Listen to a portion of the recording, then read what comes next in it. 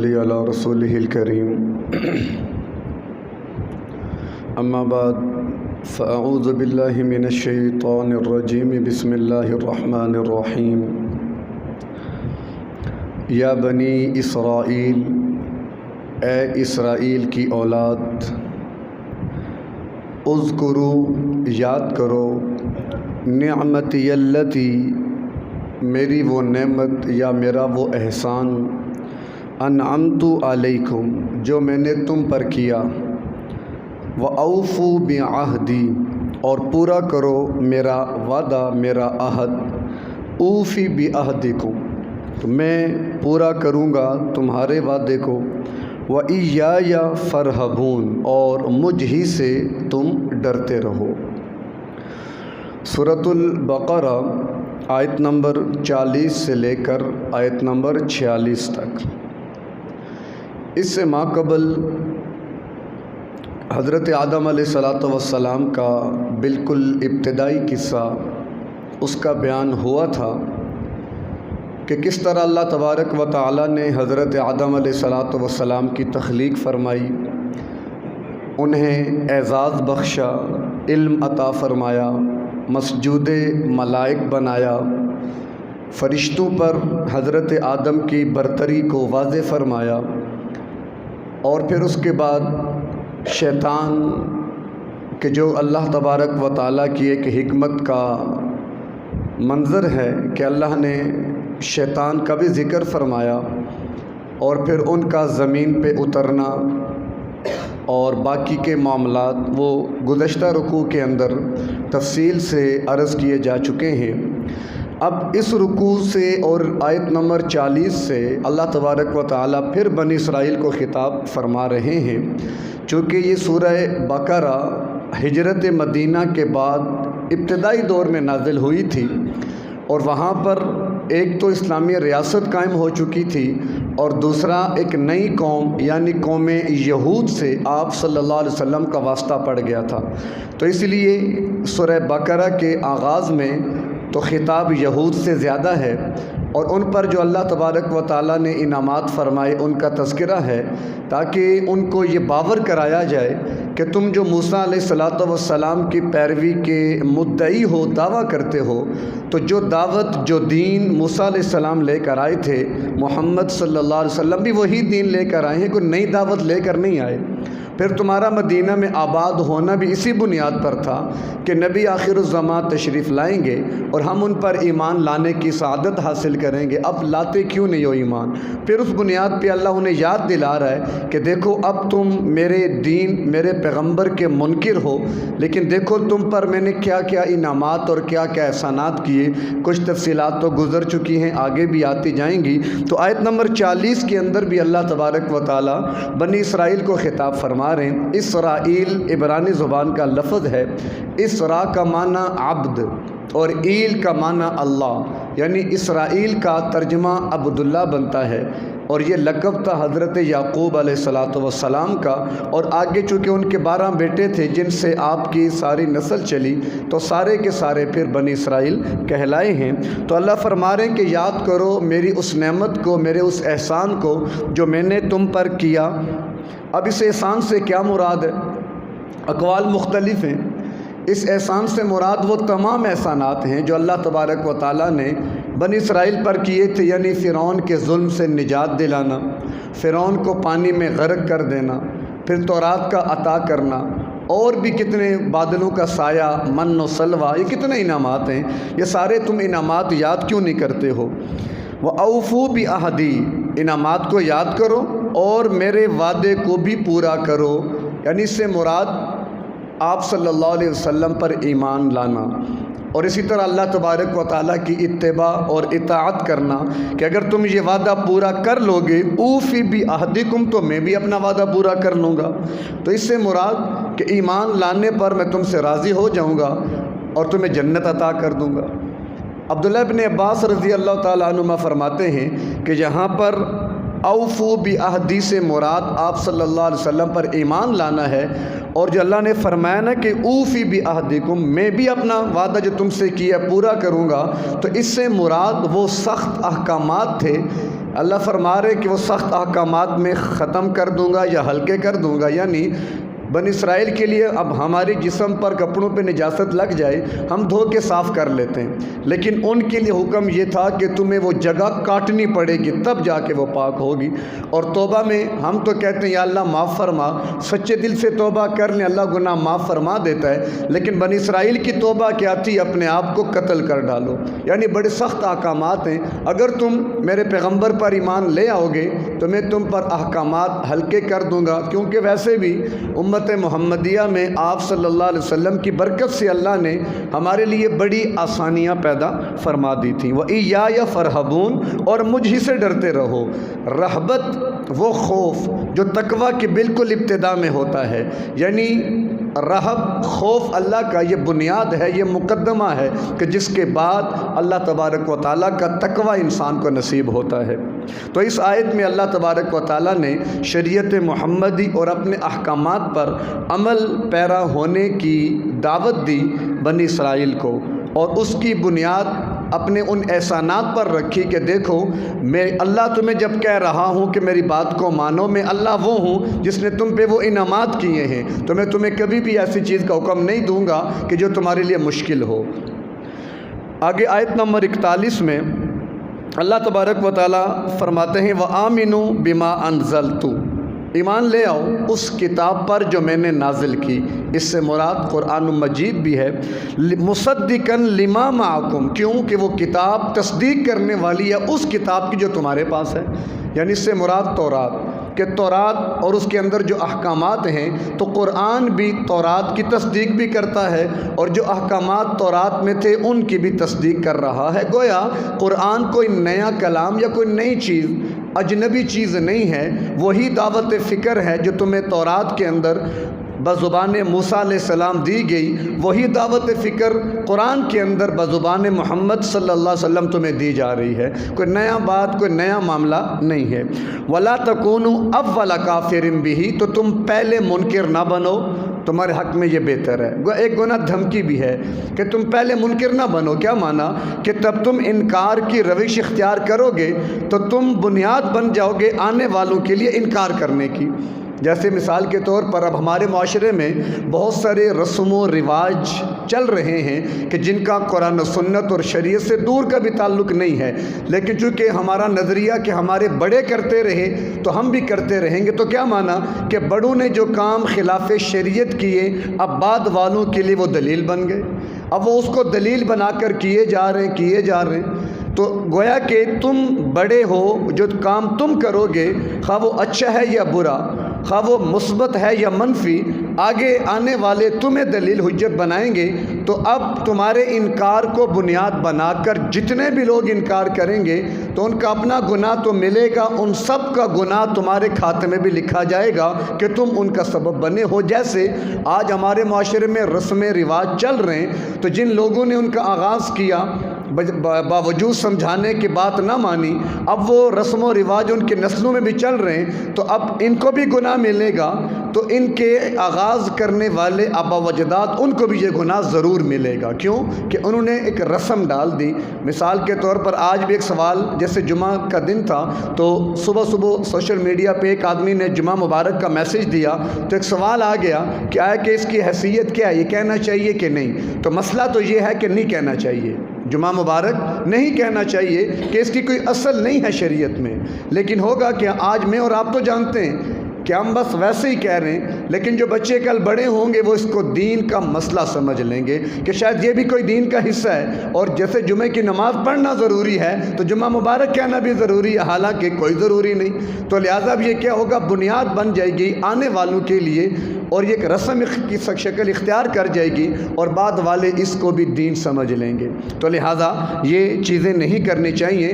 تو کوئی بھی ایسا قول، فعل، عمل یا کوئی بھی کام جو ہمیں اور آپ کر رہے ہیں، تو علماء سے رابطہ کر کے اس کی تصدیق ضرور کروا لیا کریں کہ ہم جو کام شریعت، ایک تو ہے نا ہم روٹین کے کام ہیں، بھئی میں نے دکان کھولنی ہے بند کرنی ہے، میں نے نکاح کرنا ہے، میں نے خوشی غمی کرنی ہے، میں نے کھانا کھانا ہے، پانی پینا ہے، وہ تو ایک روٹین کی چیزیں، لیکن وہ چیزیں کہ جن کو آپ شریعت سمجھ کے کر رہے ہیں کہ شاید ہم یہ کام جو ابھی بھی عصر کے بعد ایک بندے نے سوال کیا کہ بعض لوگ 9-10 محرم کو قبریں پکی کرتے ہیں جا کر، تو میں نے کہا جائز نہیں ہے، عام روٹین میں جائز ہے، لیکن 9 اور 10 محرم کو جائز نہیں ہے۔ کیوں کہ جب شریعت میں اس کی کوئی اصل نہیں ہے اس بنیاد پر کہ خاص کسی تاریخ میں تم نے یہ کام کرنا ہے، تو ہم وہ دن اور تاریخ کیوں خاص کر رہے ہیں؟ آپ 8 محرم کو جاؤ، 11 محرم کو جاؤ، قبرستان جایا کرو، پکی کرو قبریں۔ پکی سے مراد کے مٹی وغیرہ پکا ایک تو ہوتا ہے نا سنگ مرمر، وہ جائز نہیں ہے کسی بھی بنیاد پر۔ یہ ہم لوگ شاید اس کو مرنے والے کے ساتھ ایک عقیدت اور محبت سمجھتے ہیں، لیکن یہ اس کے لیے وبال جان ہے، لہذا اس میں احتیاط کیا کریں کہ اپنے ورثاء کی جو قبریں ہیں وہ کچی رکھا کریں، اور بس ایک بالش زمین سے اونچی، باقی لپائی کرتے رہیں، ہر مہینے بعد 2 مہینے بعد جائیں، اس کے اوپر گارا مل دیں تاکہ وہ قبر ہمارے سامنے رہے، وہاں پر جانا ہو، ان کے لیے اصال ثواب کرنا ہو۔ لیکن اب وہ عمل کہ جو شریعت میں کسی تاریخ کے ساتھ خاص نہیں ہے، اگر میں اور آپ آج اس کو خاص دنوں میں جا کر کرنا چاہیں گے، اور ہم تو چلو کہیں گے چلو یار خیر برکت ہو جائے گی، لیکن آنے والوں کے لیے وہ رسم بن جائے گی، لہذا اس بنیاد پر 9 اور 10 محرم کو قبرستان جانا یا وہاں جا کر قبریں ان کے اوپر لپائی کرنا یہ بالکل جائز نہیں ہے۔ کیوں؟ وَلَا تَكُونُوا أَوَّلَ كَافِرٍ بھی، کہ تم جس بھی کام کی بنیاد ڈالو گے اگر وہ شریعت نہیں ہے اور تم شریعت سمجھ کے ڈال رہے ہو تو پھر وہ گویا کہ بعد والے بھی اس کو اپنائیں گے، اور غیر شریعت کو شریعت بنا لینا اسی چیز کا نام بدعت ہے۔ ایک ہوتی ہے سنت، سنت کیا ہے؟ شریعت پر عمل کرنا، وہ سنت ہے کہ پیغمبر کا ہر عمل ہمارے لیے شریعت ہے، ہر عمل ہمارے لیے سنت ہے، اور جو شریعت نہیں ہے اور ہم اس کو شریعت بنا رہے ہیں تو کیا میں کوئی نبی ہوں، میں کوئی پیغمبر ہوں؟ کیا مجھ کو اللہ نے اختیار دے دیا ہے کہ جو چیز شریعت نہیں تھی میں اس کو شریعت بناؤں؟ تو یہ سوچیں جسارت کہاں جا رہی ہے۔ تو اسی لیے علماء نے لکھا ہے کہ اہل بدعت جو ہیں انہیں توبہ کی توفیق نہیں ملتی، اور کل حوض کوثر کے جام سے بھی ان کو محروم کر دیا جائے گا کہ یہ خطرناک لوگ ہیں کہ جو نہ اللہ پر اعتماد کرتے نہ اللہ کے پیغمبر پر۔ یعنی ان کا یہ اعتراض ہے کہ ایک یہ عمل بھی تھا، مثال کے طور پر 10 محرم کو قبروں کی لپائی کرنا، یہ بھی ایک شریعت کا حکم تھا، لیکن اللہ نے ہمیں نہیں بتایا نعوذ باللہ، اور اللہ کے پیغمبر نے بھی ہمیں نہیں بتایا نعوذ باللہ، تو سوچیں یہ تو عدم اعتماد کی دلیل بن جائے گا۔ اسی لیے ان کے لیے کوئی گنجائش نہیں ہے بخشش کی اور نجات کی۔ وَلَا تَشْتَرُوا بِآيَاتِي ثَمَنًا قَلِيلًا، اور فرمایا کہ میری آیات کو تھوڑے سی قیمت پر نہ بیچو۔ اب یہ شان نزول کیا ہے؟ اصل میں جو علماء یہود تھے انہوں نے اپنے لیے اپنی قوم میں وظائف مقرر کیے ہوئے تھے کہ ہم نے غلہ بھی اتنا لینا ہے، تم سے اناج اتنا لینا ہے۔ جیسے اکثر ہمارے معاشرے میں بھی بعض پیر بعض مرشد وہ طے کر لیتے ہیں اپنے مریدین سے کہ بھائی تم نے مجھے ہر مہینے یہ دینا ہے، تم نے سال کے بعد یہ دینا ہے۔ ہمارے اپنے پڑوس میں پرانی بات ہے، مجھے خود ساتھیوں نے بتایا تھا کہ وہاں پر ایک پیر صاحب آتے ہیں کہ جنہوں نے ہماری نماز اور روزے معاف کر دیے ہیں، اور اس کے بدلے وہ ہر مہینے ہم سے فدیہ لے لیتے ہیں کہ تم مجھے اتنا فدیہ دے دیا کرو، تمہاری نمازیں اور روزے جانے اللہ جانے اور میں جانوں۔ یہ خود مجھے بتایا تھا ان لوگوں نے۔ تو وَلَا تَشْتَرُوا بِآيَاتِي ثَمَنًا قَلِيلًا، خدا را ایسا مت کرو، غلط فتوے لوگوں کو نہ دیا کرو، جو معاملہ دین نہیں ہے اسے دین بنا کر لوگوں سے پیسے مت بٹورو۔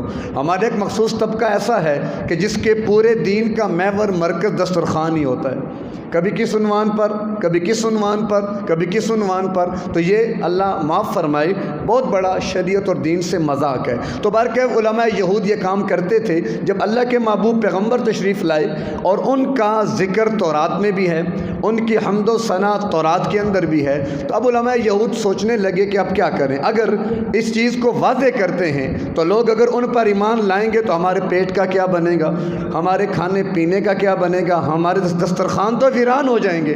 لہٰذا کیا کرو، اللہ کے محبوب پیغمبر کا ذکر چھپا دو، اسے مٹا دو، یا اگر کہیں آ بھی جائے تو گول مول کر دو، اور بدلے میں تاکہ ہمیں وہ ملتا رہے۔ تو فرمایا کہ وَلَا تَشْتَرُوا بِآيَاتِي، جو اللہ نے آیات اور نشانیاں اتاری ہیں نا، ان کے بدلے میں تھوڑا سا عوض، تھوڑے سے عوض کا یہ مطلب نہیں کہ زیادہ پیسے بے شک لے لو۔ ایک نقطے کی قیمت کون ادا کر سکتا ہے؟ مطلب کہنے کا یہ ہے کہ تم یہ کام مت کرو کہ دنیا کے تھوڑے سے عوض پر اللہ کے دین کو تم بیچ رہے ہو۔ ہمارے معاشرے کے اندر بھی علماء ایسے موجود ہیں، مفتیان کرام ایسے موجود ہیں، ہمارے پاس آتے ہیں مسائل کہ غیر دین کو دین بنا لیا، بندہ جاننے والا تھا، یار کوئی گنجائش نکالو، یار کوئی گنجائش نکالو۔ تو یہ گنجائش کے چکر میں پھر لوگ اللہ معاف فرمائے کہاں سے کہاں باقاعدہ لفافے تک دیے جاتے ہیں کہ کوئی گنجائش نکالیں، چلیں اب تو کچھ کرنا ہی پڑے گا۔ تو ایسے بھی لوگ موجود ہیں۔ تو بارکیف اللہ فرماتے ہیں کہ آیات کو تھوڑی قیمت پر مت بیچو، وَإِيَّايَ فَاتَّقُونَ، مجھ سے ڈرتے رہو، کیونکہ تقویٰ ہی وہ آپ سمجھ لیں کہ آڑ ہے کہ جو ہمیں برائیوں سے روکتا ہے۔ اگر کسی کے دل میں تقویٰ نہیں ہے تو اسے کون بچائے گا گناہوں سے، نافرمانی سے؟ کیونکہ انسان اب یہاں پر کون گناہ کرے گا؟ مجمع میں کون اللہ کی نافرمانی کرے گا؟ سامنے تو سارے صوفی ہوتے ہیں، لیکن جب تنہائی میں جاتے ہیں پتہ پھر چلتا ہے کہ تقویٰ کس درجے کا ہے، کہ تنہائی کے گناہ اور یہ بڑے خطرناک ہوتے ہیں کہ چلیں جو گناہ ہم نے ایک دوسرے کے سامنے کیے وہ تو ہماری گواہی ہے، تنہائی میں کیے جانے والے گناہوں پر گواہ خود اللہ ہوتا ہے، اور جب اللہ گواہ بن کر آ گیا تو پھر وہاں بچنے کی امید ہی نہیں ہے۔ تو لہٰذا تنہائی کے اندر بھی ہمیں اللہ کا تقویٰ ہی ہے جو گناہوں سے بچا سکتا ہے، اس کے علاوہ اور کوئی صورت نہیں ہے، اس لیے بار بار تقویٰ کو اختیار کرنے کا حکم دیا جا رہا ہے۔ آیت نمبر 42، وَلَا تَلْبِسُوا الْحَقَّ بِالْبَاطِلِ، حق اور باطل کو خلط ملط نہ کرو، وَتَكْتُمُونَ الْحَقَّ، اور یہ کیوں کرتے ہو؟ تاکہ حق کو چھپا لو۔ حق اور باطل، اب وہی بنی اسرائیل علماء یہود کا معاملہ کہ آیات ملتی ان میں خلط مل کر دیتے، ادھر کا مسئلہ ادھر، ادھر کا مسئلہ ادھر۔ ہمارے معاشرے میں بھی ایسا ہی ہوتا ہے کہ اب بہت سارے معاملات جو مثال اب غمی کا معاملہ ہے، ہر گھر میں فوتگی ہو جاتی ہے، اب اس کے بارے میں شریعت نے ضابطہ دے رکھا ہے کہ جب بوقت انتقال کے اعمال کیا ہیں، سنت کے مطابق انتقال ہو گیا، اب اس کے غسل کا معاملہ ہے تو شریعت نے ضابطہ سنت طریقہ بتا دیا۔ اب غسل کے بعد اس کی کفن دینا ہے، شریعت نے بتا دیا۔ کفن دینے کے بعد نماز جنازہ پڑھنا ہے، شریعت نے بتا دیا۔ نماز جنازہ کے بعد تدفین کا معاملہ، میت کو لے کے چلنا، قبرستان میں رکھنا، دفن کیسے کرنا، میت قبر میں داخل، یعنی اتنا تفصیل کے ساتھ ہمیں شریعت نے بتا دیا۔ اب ہوتا کیا ہے، اب اس کے بعد پھر تیسرا دن، ہاں بھائی سارے جمع ہو جاؤ، پھر اس کے بعد جمعرات سارے جمع ہو جاؤ، اب 40 پورے ہو گئے سارے جمع۔ اب کیا ہے، اب وہ چیزیں جو تھی وہ تو شریعت ہے، وہ تو ہم نے کرنا ہے، اب ان چیزوں کو بھی ساتھ شامل کر کے ایک پورا ہم نے مربع بنا کے عوام کو دے دیا کہ اب یہ سارے عمل کرو گے تو تمہارے میت کا معاملہ پورا ہوگا۔ اب یہ کیا ہوا، حق اور باطل خلط ملط ہو گیا، اور مقصد کیا تھا کہ باطل کو اوپر لانا ہے، حق کو دفن کر دینا ہے تاکہ ہمارا نظام ہو۔ ایک مسجد میں ایک طالب علم آیا اور وہاں اس نے رہ کر اپنے تعلیم کا سلسلہ کرنا تھا، لیکن کھانے پینے کا انتظام نہیں تھا، تو جب وہاں پر استاد موجود تھے اس نے کہا بیٹا دعا کر کے بندہ فوت ہو جائے محلے میں، پھر اس کے بعد دیکھ میں تیرا کیسا لنگر جاری کر دیتا ہوں۔ خیر ظاہری بات ہے فوتگیاں تو ہوتی ہیں ہر گھر میں، ہفتے میں 2-4 تو ہو ہی جاتے ہیں، تو خبر آ گئی جی فلاں کا انتقال ہو گیا۔ استاد نے کہا بیٹا تیرا لنگر جاری، اس نے جمعے میں کہہ دیا کہ 40 دن تک تم نے کھانا نہ بھیجا مسجد میں، تمہارا مردہ روکا رہے گا، اس کو معلق رکھا جائے گا۔ اور وہ بچہ کہنے لگا استاد جی چلو 40 دن کے بعد کیا ہوگا؟ اس نے کہا تو ٹینشن نہ لے، اتنے میں کوئی اور فوت ہو جائے گا نا، ہفتے میں فوتگیاں چلتی رہیں گی، اب تیرا لنگر کبھی بند نہیں ہوگا۔ تو اللہ معاف فرمائے یہ ہمارا لنگر خانہ ہی ہے، باقی شریعت سے کوئی تعلق نہیں ہے۔ تو لا تلبسوا الحق بالباطل، حق اور باطل میں خلط ملط نہ کیا کرو، یعنی جو حکم جو ضابطہ شریعت نے دیا اور جو شریعت نے احکامات دیے اس کے اندر رہ کے چلو، آگے پیچھے مت ہو جاؤ، خود اتنی بڑی جسارت نہ کرو کہ جو دین اور شریعت نہیں ہے تم اس کو دین شریعت بنا لو۔ وانتم تعلمون، اور تم جانتے بھی ہو کہ ہم غلط کر رہے ہیں۔ علماء یہود کو خطاب ہے کہ تم جانتے بھی ہو کہ تم غلط کر رہے ہو پھر بھی کر رہے ہو، اور یہی معاملہ ہمارے ساتھ بھی ہے کہ کئی لوگوں نے خود ہمیں کہا، ہمارا تو چونکہ آنا جانا ہوتا ہے تو کبھی دعاؤں پر بھی لوگ ہمیں بلا لیتے ہیں، ہم چلے جاتے ہیں تاکہ ان کی اصلاح ہو جائے۔ وہ خود بتاتے ہیں مولوی صاحب ہمیں پتہ ہے کہ ہم جو کرنے جا رہے ہیں شریعت نہیں ہے، پر کیا کریں، ناک کا مسئلہ ہے، برادری والے کیا کہیں گے۔ تو برادری اور ناک کے چکر میں اللہ اور اس کے رب کو ناراض کر دیا، رب کو اور اللہ کے پیغمبر کو ناراض کر دیا، شریعت کا ستیہ ناش کر دیا۔ بھائی اللہ کے معاملے میں تم مخلوق کے سامنے کیوں جھکتے ہو؟ لا طاعۃ لمخلوق فی معصیت الخالق، اللہ کے محبوب پیغمبر نے فرمایا کہ اللہ کی نافرمانی کے معاملے میں مخلوق کی اطاعت ہرگز مت کرو۔ اور ہم مخلوق کو راضی کرنے کے لیے اللہ کو ناراض کر دیتے۔ تو بارکیف آیت نمبر 43 واقیم الصلاۃ، نماز قائم کرو، وآتوا الزکاۃ، زکوٰۃ ادا کرو، ورکعوا مع الراکعین، اور جھکو جھکنے والوں کے ساتھ۔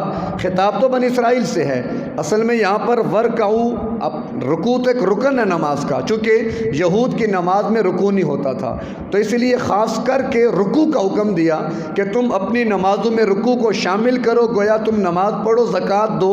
اس اب ما قبل تو اصول کی تعلیم تھی، یعنی عقائد کی، اور یہاں سے آگے فروع یعنی مسائل کی تعلیم۔ تو گویا بنی اسرائیل جس طرح عقائد کے حوالے سے مخاطب تھے تو مسائل کے حوالے سے بھی مخاطب ہیں، اور دونوں صورتوں میں اللہ اور پیغمبر اور قرآن کے اتباع کے پابند ہیں۔ اپنی مرضی کے عقائد بھی نہیں بنا سکتے ہو، اپنی مرضی کے مسائل بھی نہیں چلا سکتے ہو، تم پابند ہو۔ جب لا الہ الا اللہ کہا تو اب اللہ کی توحید کے دائرے میں آ گئے، محمد الرسول اللہ کہا تو اللہ کے محبوب پیغمبر کی سنت کے دائرے میں آ گئے، اب یہاں سے باہر نہ نکلنا۔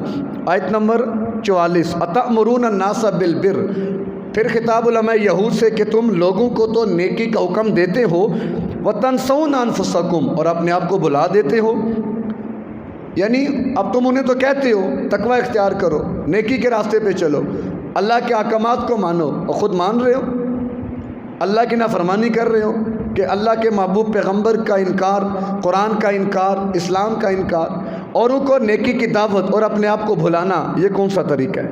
وَأَنْتُمْ تَتْلُونَ الْكِتَابَ، حالانکہ تم کتاب پڑھتے بھی ہو، أَفَلَا تَعْقِلُونَ، تمہیں عقل نہیں ہے؟ عقل سے کام کیوں نہیں لیتے ہو؟ یعنی اللہ کے محبوب پیغمبر نے کی حدیث بھی آتی ہے کہ سب سے برے علماء جو بے عمل ہیں، وائز جو بے عمل۔ معراج کے موقع پر ایک جماعت سے گزر ہوا کہ جن کے زبانوں کو اور ہونٹوں کو لوہے کی کینچیوں کے ساتھ کاٹا جا رہا تھا۔ آپ نے فرمایا یہ کون لوگ ہیں؟ تو عرض کیا گیا کہ آپ کی امت کے واعظین، جو لوگوں کو تو وعظ و نصیحت کرتے تھے، خود عمل نہیں کرتے تھے، ان کے ساتھ یہ معاملہ ہو رہا ہے۔ اللہ ہماری حفاظت فرمائے، اور جو کہا جائے اللہ ہمیں پہلے اس پر عمل کی توفیق عطا فرمائے کہ اللہ ہمیں عافیت کے ساتھ ان تمام امور سے گزار دے۔ تو بارکہ بڑا سخت معاملہ ہے کہ اوروں کو نیکی کا حکم دینا اور خود اس سے پہلو تہی کرنا، تو اس سے منع فرمایا گیا۔ وَاسْتَعِینُوا بِالصَّبْرِ وَالصَّلَاةِ، آیت نمبر 45، اللہ کی مدد حاصل کرو صبر اور نماز کے ذریعے۔ وَاسْتَعِینُوا، مدد طلب کرو، بالصبر والصلاۃ، صبر اور نماز کے ذریعے اللہ کی مدد حاصل کرو۔ مدد اللہ ہی سے لینی ہے۔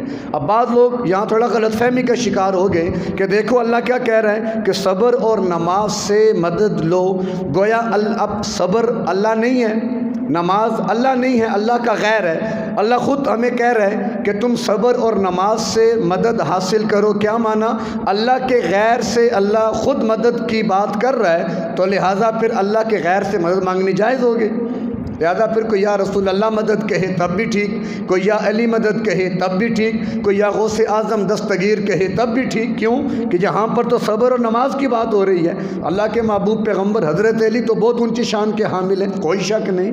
انبیاء کی شان، حضرات صحابہ کی عظمت اور شان، اولیاء کرام کا مرتبہ اور مقام بہت بلند ہے۔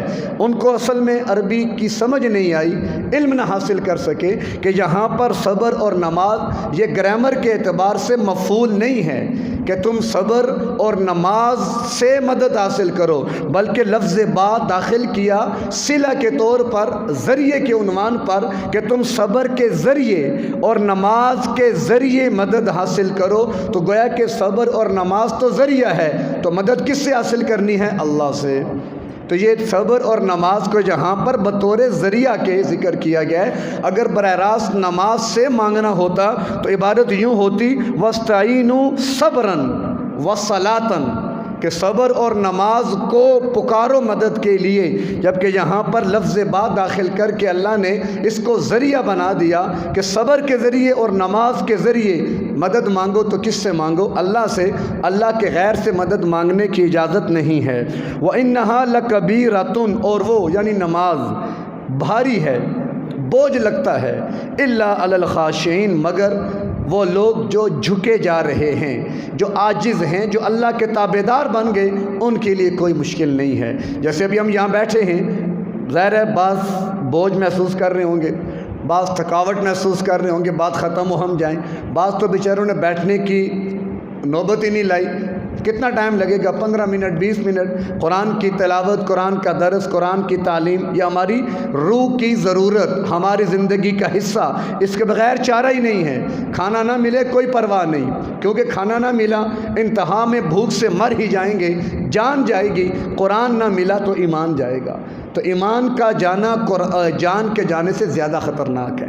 تو بہرکیف بھاری اب نماز کون پڑھے گا؟ بوجھ لگتی ہے۔ اب بعض آتے بھی ہیں تو بوجھ کے ساتھ جلدی جلدی پڑھی اور نکل کے چلا گیا۔ نہیں، نماز تو اللہ سے ملاقات کا ذریعہ ہے۔ اپنے کسی محبوب سے ملنے جاتے ہیں تو گھنٹہ پہلے پہنچ جاتے ہیں اور چاہتے ہیں کہ بس وہ باتیں کرتا رہے، ہم اس کو دیکھتے رہیں، وہ بیٹھا رہے۔ رات پوری گزر جاتی ہے باتوں پر، تو سوچیں اگر سامنے ہوں گے تو پھر کیفیات کیا ہوں گی۔ اللہ سے اتنی محبت بھی نہ کر سکے۔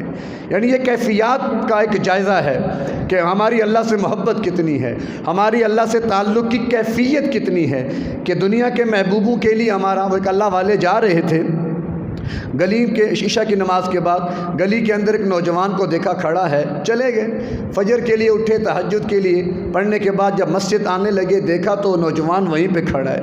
اس کے پاس چلے گئے، بیٹا خیریت؟ کچھ چاہیے تھا؟ میں نے عشاء میں گزرا تو آپ یہاں کھڑے تھے، اب فجر ہو گئی۔